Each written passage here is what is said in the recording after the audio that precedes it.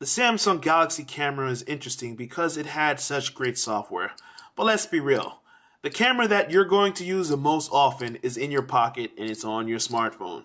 So with that in mind, the Samsung Galaxy S4 has a great 13 megapixel camera and some of the great software found in the Galaxy camera. How does it work? Let's take a look.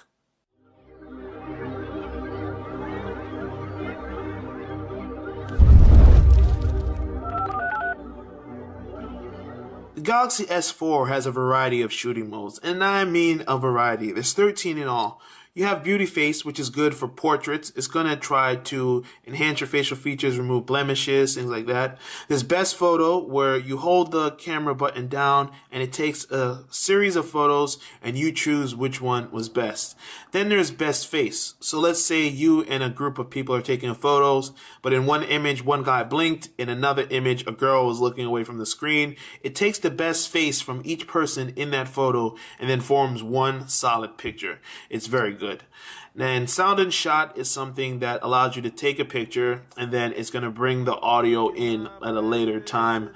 It's kind of gimmicky. It records about 10 seconds of audio. So if you take a picture of somewhere and say, hey, look at what's going on. This is the sights and sound of Paris or something like that. Then there's Drama, which is kind of cool because Drama takes multiple photos. So if you're doing running, like an action shot where you're going to shoot a basket or jump off a building or something like that, or even if you're just walking down the street, you can take 4 images and then they'll be put into one. Now you've got animated photos, which is like cinemagraphs, where only one section of the image is animated. So you can have like you dropping a pillow and then that'll show it, but the rest of your body is still. Rich Tone HDR is really cool because it takes a low, a high, and then it mixes them, and you get a better picture, a little more vibrancy to your images. It's like HDR photos. Eraser is cool because if you get photobombed, it'll erase somebody out of the background. Panorama, of course, is good for landscapes. You can take wide images. You can also take 360 in terms of linear, where you go in a complete circle and then it stitches everything to one image, and it's pretty big. Sports is, of course, for action photos.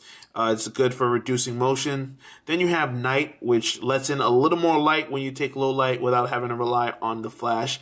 The results aren't as good as what you see on the Lumia 920, but it's still okay. It's pretty good.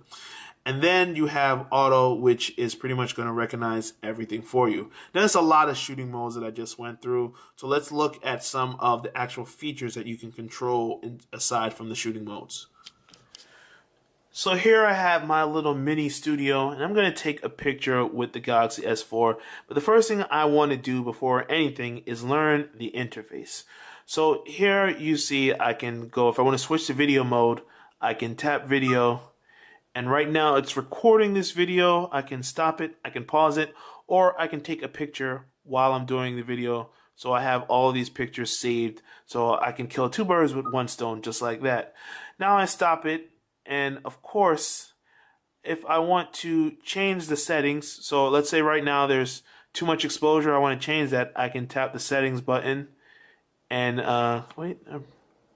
and now I can adjust the exposure, so it's at -1. I can drop it all the way down, or I can bring it up. Let's say I want to change the shortcuts that I have an option to. Press Menu, Edit Quick Settings, and instead of exposure, I'll say, you know what? I want to change the white balance. Like drag white balance and replace it over there.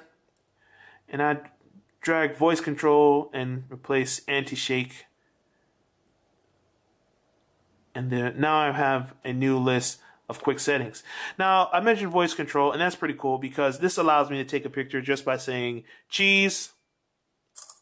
See, and that's pretty cool. Let's say you're taking a self-portrait. Cheese. All right. And you can see it took that. So that's a cool feature that you can have.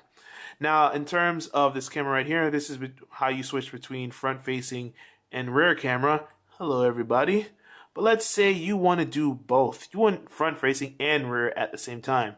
There's a feature called dual camera that you can access right here. This allows you to use the camera and superimpose yourself on it. You can move it around. You can change it. Now, the problem I have with this is that sometimes it's hard to angle it so where you're in the photo as well as as the subject, and sometimes it just seems overdone. The only time this came in handy for me is when I was making funny faces at my niece and wanted to do a video where I showed the faces that I made as well as her reactions. And the cool thing about this is you can actually switch when you're doing this mode. So if I want the front facing camera to be the dominant one, and now I have the rear camera here, and I drag that and make that a little more prominent, and we can just play around with that. That's dual camera, which is pretty cool. You can turn that on and off just by tapping the dual camera button right there. Now, as far as the settings, when I go back, once again, let me show you the things that you can change.